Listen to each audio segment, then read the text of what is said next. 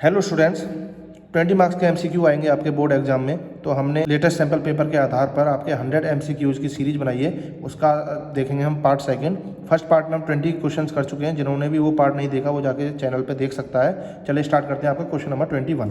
A, B and C start at the same time in the same direction to run around a circular stadium. A completes a round in 252 seconds, B in 308 seconds, and C in 198 seconds. All starting at the same point. After what time will they meet again at the starting point? जब भी इस तरीके का question हो, after what time will they meet या आगे जा, तो ये आप ध्यान रखना है, एलसीएम का क्वेश्चन है।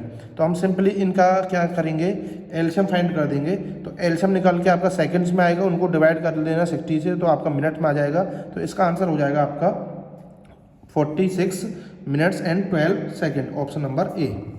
ओके स्टूडेंट, तो सॉल्व आप कर लेना खुद ही। उसके बाद 20 सेकेंड देख लेते हैं। If one of the zeros of quadratic polynomial is -3, अगर इस पॉलिनोमियल का ये जीरोज है देन द वैल्यू ऑफ के। तो इस तरह के क्वेश्चन में क्या करना है आपको, सिंपल अगर एक जीरोज दे रखा है आपको, तो हम क्या करेंगे, इस 3 को इसमें पुट कर देंगे एक्स की जगह। तो जैसे ही जीरोज रखेंगे तो जीरो हो जाएगा इक्वल, तो x वैल्यू रख देंगे -3 और इक्वल 0 का रख देंगे, तो k बचेगा, सिर्फ k की वैल्यू सॉल्व कर देंगे। और k की वैल्यू सॉल्व करेंगे तो आपका आ जाएगा ऑप्शन नंबर सी, 4/3। सॉल्व कर लेना बेटा, x की वैल्यू रख के। 23 क्वेश्चन क्या कह रहा है, the point eight which the pair of equation 4 power x + y equal 256 and 256 power x - y equal 4 will intersect is. ये दोनों कब इंटरसेक्ट करेंगे, तो इन दोनों का सॉल्यूशन निकालना है बेसिकली। तो करना क्या होता है, देखिए 4 की पावर के फॉर्म में है यहाँ पे, तो इधर भी अगर 4 की पावर में बना दे तो हम कंपैरिजन से x + y की वैल्यू निकलाएंगे। और ये क्या होता है, ये होता है 4 की पावर 4। 256 को अगर 4 की पावर में कन्वर्ट करेंगे तो ये हो जाएगा 4 की पावर 4। मीन्स क्या हो गया, x + y इक्वल 4 की power 4, sorry x + y equal 4 सिर्फ, क्योंकि पावर में है ना 4, तो यहाँ पे है, तो ये वाला इसके इक्वल, तो ये ऊपर वाला इसके इक्वल। और ऐसे ही 256 पावर x - y इक्वल 4, यहाँ 4 दे रखा है, तो 256 को भी 4 में चेंज करेंगे तो ये हो जाएगा 4 की पावर 4 इंटू x - y। तो जब यहाँ पे कुछ पावर नहीं है तो 1, तो 4 इंटू x - y की वैल्यू हो जाएगी 1। दो इक्वेशन आ गई, x + y इक्वल 4 और 4 इंटू x - y इक्वल 1। तो आप इसको सॉल्व करेंगे तो आपका सॉल्व करके x की वैल्यू जो आएगी, फिर y की वैल्यू निकालेंगे, आपने मेथड सीखे होंगे, तो ये हो जाएगा आपका ऑप्शन नंबर 1 आ जाएगा। इसमें x की वैल्यू 17/8 एंड y की वैल्यू 15/8। ओके, अब देखिए क्वेश्चन जितने भी हैं, पहले आप वीडियो को पॉज करके सॉल्व खुद करो, उसके बाद मैं आंसर्स बता रहा हूँ। जिसमें मुझे ज़रूरत लगेगी बहुत ज़्यादा एक्सप्लेनेशन की, उसके डीप एक्सप्लेनेशन उसका करेंगे। अदरवाइज आपको इस तरीके से ही मैं बताऊंगा इसमें, जिससे कि आपका क्विक रिवीजन हो जाए बिना हम ज़्यादा टाइम वेस्ट किए, क्योंकि इस समय आपका टाइम वेस्ट नहीं कर सकते। In the given figure PQ parallel NO if MP/PN equal 4/13, तो ये आपको 4/13 दे रखा है, सिंपल है 4/13। और QO है, QO 15/15.6 centimetre, then the value of MQ। इसकी वैल्यू निकालनी है। तो हमें पता है ये BPT का है, बेसिक प्रोपोर्शनलिटी थ्योरम, पैरेलल है, ये अपॉन ये 4/13 इक्वल होगा MQ/15.6। सिंपल 15.6 को उधर ले जाएंगे, मल्टीप्लाई करेंगे तो MQ की वैल्यू आ जाएगी। तो इस तरीके से आपको ये सॉल्व करना पड़ेगा। तो 24 का जो आपका आंसर हो जाएगा C। सॉल्व करके आपका आ जाएगा 4.8 सेंटीमीटर। होपफुली आपको समझ में आ रहा होगा। Question 25, if 3 tan theta equal 5 then the value of 3 sin theta minus 5 cos theta upon 3 sin theta plus 5 cos theta. देखिए जब भी इस तरीके के क्वेश्चन हो, ध्यान रखना है, पहले तो आप कोशिश कीजिए, अगर आपको समझ में नहीं आ रहा कुछ भी सॉल्व करने का, तो tan थीटा की वैल्यू निकाल लीजिए। 3 मल्टीप्लाई में उधर जाएगा 5/3। फिर उसके बाद अपना ये बना लीजिए आप right angle triangle. tan theta आपका क्या होता है, परपेंडिकुलर अपॉन बेस, तो परपेंडिकुलर 5 और बेस हो गया आपका 3। वहाँ से हाइपोटेन्यूस निकालेंगे, फिर sin थीटा cos थीटा की वैल्यू निकाल देंगे, इजीली सॉल्व हो जाएगा। दूसरा तरीका इसमें क्या कर सकते हैं, हमें 3 tan थीटा की वैल्यू गिवन है, अगर मैं यहाँ देखूँ 3 sin थीटा है, अगर इसके नीचे cos थीटा हो जाए तो ये 3 tan थीटा हो जाएगा, जिसकी वैल्यू हमें पता है। तो हम कैसे कर सकते हैं, cos थीटा से डिवाइड कर देंगे, तो ये भी cos थीटा से डिवाइड, ये भी cos थीटा से, तो cos थीटा से cos थीटा कैंसिल आउट। यहाँ पे भी करना पड़ेगा, तो न्यूमरेटर एंड डिनोमिनेटर को cos थीटा से डिवाइड कर देंगे तो ये हो जाएगा 3 tan थीटा माइनस 5, क्योंकि ये तो 1 हो जाएगा। ऐसे 3 tan theta plus 5, 3 tan theta की वैल्यू क्या है 5, 5 माइनस 5 0, और 0 के नीचे कुछ भी हो वो 0 ही हो जाना है, तो आपका option number D. Okay students, next देखते हैं 26। In the given figure the value of angle x is, x की वैल्यू, ये तो कितना इजी क्वेश्चन है, हमें पता है। जो भी ये फिगर थोड़ा सा आउट बन गई है, जो भी पॉइंट ऑफ कांटेक्ट होता है वो 90 डिग्री पे होता है, ठीक है। पॉइंट ऑफ कांटेक्ट कितने पे होता है 90 डिग्री। तो जो ये एंगल 110 है, तो ये क्वाड्रिलेटरल 1 2 3 4 साइड क्वाड्रिलेटरल, चारों एंगल का सम कितना होगा 180, 90 90 180 इन्होंने ले लिया, तो इन दोनों के लिए कितना बचा 180, 110 इसने ले लिया, तो इसके लिए कितना बचा 70, तो ऑप्शन ए आप इस पर लगा देंगे, ऑप्शन ए। उसके बाद आप देखेंगे 27 क्वेश्चन। 27 क्या कह रहा है, the area swept by the minute hand of a clock of length 15 centimetre in 10 minute is. 10 minute में आपकी मिनट हैंड कितना एरिया स्वेप्ट करेगी। तो मिनट हैंड क्या होती है, इस तरीके से स्वेप्ट मतलब ये वाला एरिया, तो एरिया ऑफ सेक्टर निकालना है बेसिकली आपको। तो इसकी जो रेडियस है वो 15 गिवन है। अगर हमें एंगल मिल जाए 10 मिनट में कितना एंगल बनाएगी, ध्यान रखना है कंप्लीट एक राउंड में मिनट हैंड एक राउंड में कितना एंगल बनाती है 360। तो एक मिनट का अगर निकालना पड़े तो हम क्या करेंगे 360, पूरे राउंड में कितनी मिनट होती है 60, तो 60 से डिवाइड करेंगे तो आपका हो गया 6 डिग्री। 1 मिनट में हो गया 6 डिग्री। अब कितने मिनट है 10 इंटू 6 करेंगे 60 मिनट, 60 डिग्री हो गया, ठीक है। तो 10 मिनट्स में आपका 60 डिग्री हो गया। अब हम लगा देंगे एरिया ऑफ सेक्टर, जो कि क्या होता है theta upon 360 into pi r square. आपको पाई सॉल्व नहीं करना क्योंकि पाई में ही वैल्यू चाहिए, और थीटा क्या है 60 अपॉन 366 आ जाएगा, पाई आर स्क्वायर 15 का स्क्वायर करेंगे तो इसको सॉल्व करेंगे तो आपका ऑप्शन ए आ जाएगा 75 अपॉन 2 पाई सेंटीमीटर स्क्वायर, ठीक है ना। इसको बस सॉल्व करना इजीली हो जाएगा। अब देखते हैं आपका 28, the sum of all natural number from 1 to 100, 1 से लेके 100, कितना इजी क्वेश्चन है, 1 से लेके 100 सबका सम निकालना है। तो सीरीज का एस एन का फॉर्मूला लगा दीजिए। एस एन क्या होता है n/2 a प्लस एल। जब फर्स्ट टर्म और लास्ट टर्म हमें गिवन हो तो हम सिंपल ये वाला फॉर्मूला लगाएंगे a प्लस एल। n/2 कितनी टर्म्स होंगी 1 से 100 तक 100, 100/2 कितना हो गया 50, इंटू फर्स्ट टर्म क्या है 1 और लास्ट टर्म क्या है 100, तो 101 इसकी मल्टीप्लाई कर देंगे तो ये हो जाएगा आपका option number A. Okay 29, if second a equal 17 upon 8 then the value of 3 minus 4 sine square a upon 4 cos square a minus 3। इस तरह क्वेश्चन आना, मैंने बोला ना टाइम वेस्ट नहीं करना है आपको, सिंपली एक क्या बनाना है राइट एंगल ट्राइंगल बनाना है। सेकंड ये क्या होता है आपको पता है कॉस a का रेसिप्रोकल होता है। कॉस क्या होता है बेस अपॉन हाइपोटेन्यूस। अब बेस अपॉन हाइपोटेन्यूस तो ये उसका उल्टा होगा हाइपोटेन्यूस अपॉन बेस। तो 17 तो हो गया आपका हाइपोटेन्यूस और बेस हो गया आपका 8। परपेंडिकुलर इसमें हम निकाल लेंगे।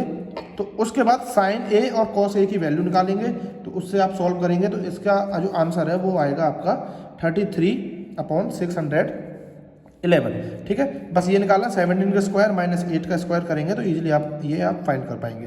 होपफुली आपको समझ में आ रही होंगी चीज़ें। और ये क्वेश्चन आप खुद कीजिए क्योंकि मैथ में क्या होता है आप जब तक खुद सॉल्व नहीं करेंगे आप नहीं कर पाओगे। मैं चाहे सारे क्वेश्चंस भी एक्सप्लेन डीपली कर दूंगा तब भी आपको नहीं आ पाएगा अगर आप खुद नहीं करेंगे।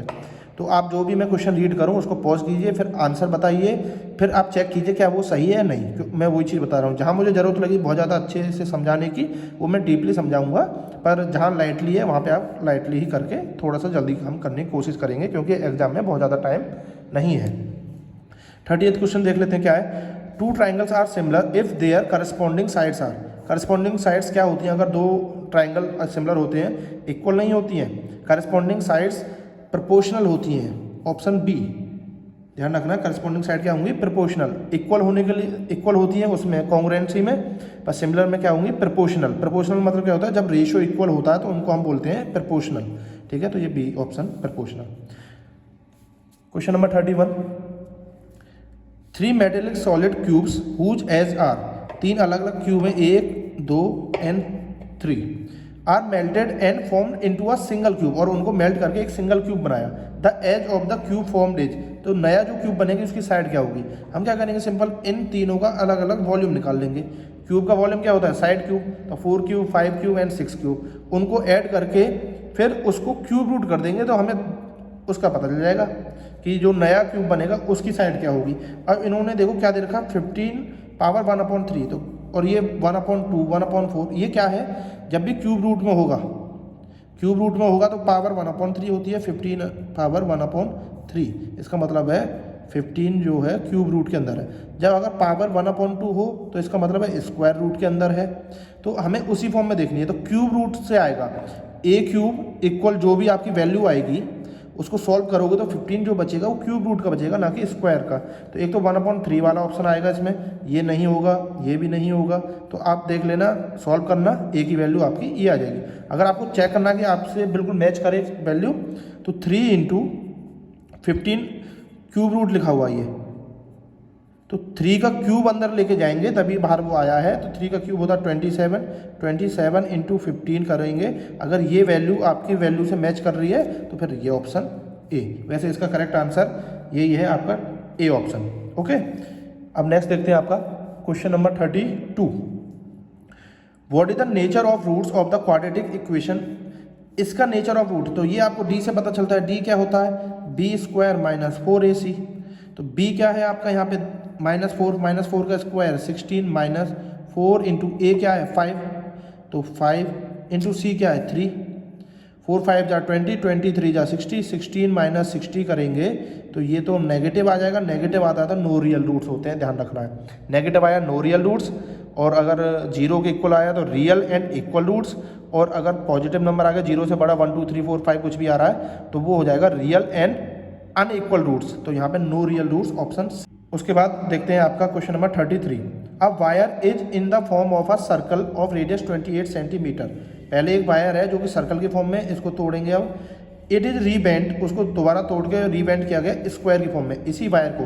तो इसमें क्या चीज़ सेम रहेगी, इस वायर की लेंथ सेम रहेगी, तो सरकमफ्रेंस ऑफ सर्कल इक्वल होगा perimeter of cube square, sorry perimeter of square. The length of the side of the square is, तो इसका सरकमफ्रेंस निकाल देंगे, उसको इसके पेरीमीटर के इक्वल रख देंगे। पेरीमीटर क्या होता है 4 × साइड, 4a इक्वल जो भी इसका सरकमफ्रेंस आएगा उसको यहाँ पे वैल्यू पुट करेंगे, a की वैल्यू आ जाएगी, मतलब साइड की वैल्यू आ जाएगी आपकी, तो ये आएगी 44 सेंटीमीटर।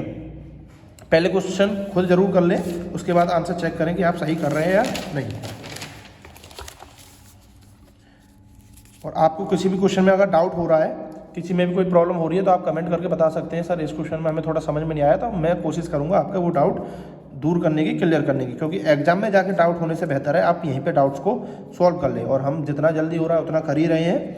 आप टेंशन किसी बात की न लें, ठंडे दिमाग से अपना एग्जाम देखें, बढ़िया जाएगा। Question 34। If the difference of mode and median of a data is 24। तो हमें डिफरेंस दे रखा किसका, मोड एंड मीडियन का। मोड माइनस मीडियन आपको गिवन है, ठीक है ना, is 24। Then the difference of median and mean बताओ, मीडियन एंड मीन का क्या डिफरेंस होगा। तो इस तरह के क्वेश्चंस में हमें एक फॉर्मूला याद रखना है। फॉर्मूला हमें पता है क्या होता है, mode equal 3 median minus 2 mean, ये होता है। अब यहाँ से तो इसका कुछ बन नहीं रहा, हमें चाहिए मोड माइनस मीडियन। तो हम कैसे भी करके यहाँ पे माइनस में मीडियन ना कर दें, तो यहाँ क्या हो जाएगा, मोड माइनस मीडियन। जब इधर माइनस किया तो इधर भी माइनस करना पड़ेगा, और यहाँ पे जब हम माइनस मीडियन करेंगे इधर की साइड, तो यहाँ एक मीडियन और 3 मीडियन पहले से, तो 3 मीडियन में से एक मीडियन माइनस किया तो 2 मीडियन बचा। तो यहाँ लिखेंगे 2 मीडियन माइनस 2 मीन। ऐसा क्यों किया, अब देखो यहाँ मोड माइनस मीडियन आ गया, जो कि हमें वैल्यू गिवन है। मोड एंड मीडियन का डिफरेंस गिवन है जो कि 24, तो इसकी जगह हम क्या रख देंगे, 24 रख देंगे। तो ये हो जाएगा 24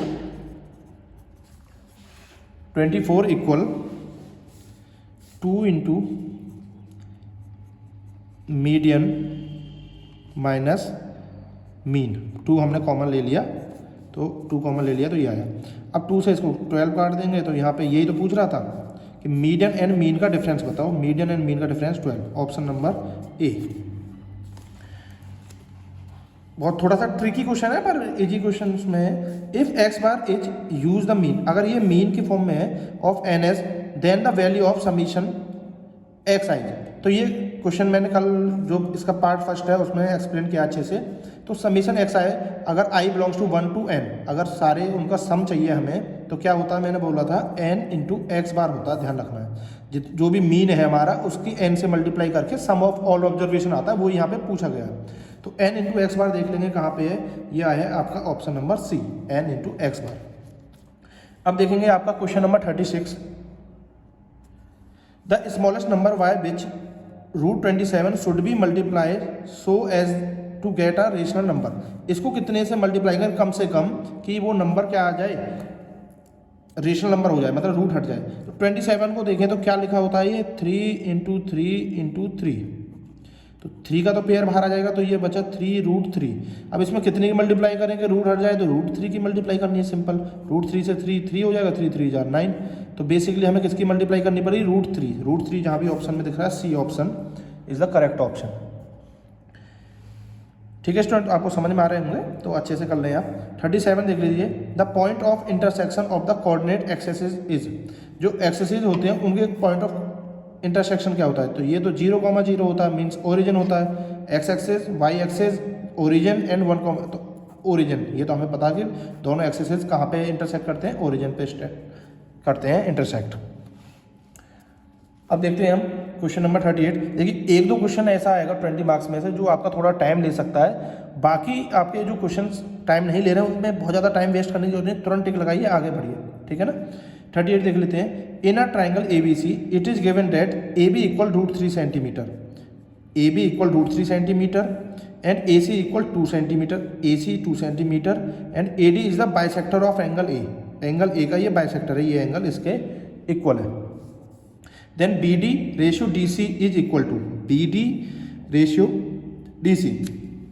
तो बताइए इसका आंसर क्या होगा। देखिए मैं बताता हूँ, ये एक थ्योरम है, जब भी कोई भी एंगल बाइसेक्टर अपोजिट साइड को किस रेशियो में डिवाइड करेगा, वो उस रेशियो में डिवाइड करेगा जो जिन दो साइड्स के बीच में एंगल बना हुआ है उन साइड का जो रेशियो होगा, मतलब कि AB/AC जो होगा वही BD/DC। तो AB क्या है आपका √3/2, मीन्स √3/2। तो ये आपकी थ्योरम है एक, तो √3/2 देख लेंगे कहाँ पे, ऑप्शन नंबर डी। ओके, तो आपको समझ में आ रहे होंगे। अब हम देखते हैं नेक्स्ट क्वेश्चन नंबर 39। तो स्टूडेंट्स आपके 18 क्वेश्चन तो आएंगे मल्टीपल चॉइस क्वेश्चन उस टाइप के, और 2 क्वेश्चन ये आएंगे आपके असर्शन एंड रीजन वाले। तो इनको कैसे करना है वो भी समझ लो। देखिए 2 स्टेटमेंट होंगे, एक असर्शन ए एंड रीजन। तो आपको चेक करना है कि कौन सा करेक्ट है, कौन सी स्टेटमेंट ट्रू है एंड कौन सी फॉल्स है, उसके भी आप पे आंसर देना है। आपके ऑप्शन हमेशा फिक्स रहेंगे इन दोनों क्वेश्चनों के लिए। Both A and R true, दोनों ए एंड आर ट्रू हैं, और आर अगर रीजन जो दे रखा है आर ये इसको करेक्ट एक्सप्लेन कर रहा है या इसके बारे में सही बता रहा है तो लिख देंगे R true, but reason are is the correct explanation of assertion, तो ऑप्शन ए। अगर रीजन सही भी है पर इसका करेक्ट एक्सप्लेनेशन नहीं है तो ऑप्शन बी, और अगर ए सही है और रीजन गलत है तो आपका ऑप्शन सी। ए गलत है, रीजन सही है तो आपका ऑप्शन डी। तो आप क्वेश्चन पढ़ लेते हैं और समझ में आ जाएगा आपको क्या कह रहा है ये। पहला ए असर्शन क्या कह रहा है, 3 points A, B and C are such that AB + BC greater than AC। A, B, C ऐसे पॉइंट हैं, जैसे A, B and C 3 point हैं, तो ये कह रहे हैं कि इस तरीके से है कि AB + BC AC से बड़ा है, देन दे आर कोलिनियर, तो ये कोलिनियर होंगे। ऐसा कोई गारंटी नहीं है, क्यों, A यहाँ पे हुआ, B यहाँ पे हुआ, C मान के चलो यहाँ पे हुआ, ठीक है। AB + BC तो ये AC से तो बड़े हैं, पर क्या ये कोलिनियर है, एक लाइन में है, बिल्कुल नहीं है, तो ये बात ट्रू नहीं है। उसके बाद रीजन क्या दे रखा है, 3 पॉइंट्स, ये थोड़ा मिस्टेक हो गई थी तो वो आप थोड़ा सा अवॉइड कर लें। 3 points are collinear if they lie on a straight line. 3 points collinear होते हैं अगर वो एक ही स्ट्रेट लाइन में होते हैं, ये बात बिल्कुल सही है। तो मीन्स रीजन तो ट्रू है पर असर्शन क्या है, फॉल्स है। तो उसी के ब्याप पे हम ऑप्शन देखेंगे, तो इसका जो ऑप्शन होगा वो होगा D, assertion A is false, क्योंकि ये फॉल्स था, but reason are is true, पर रीजन जो है वो बिल्कुल ट्रू है, तो इसका हो जाएगा ऑप्शन डी 39 का। एक और क्वेश्चन देखते हैं इसका, तो 2 क्वेश्चन आते हैं, ये ध्यान रखना आपको।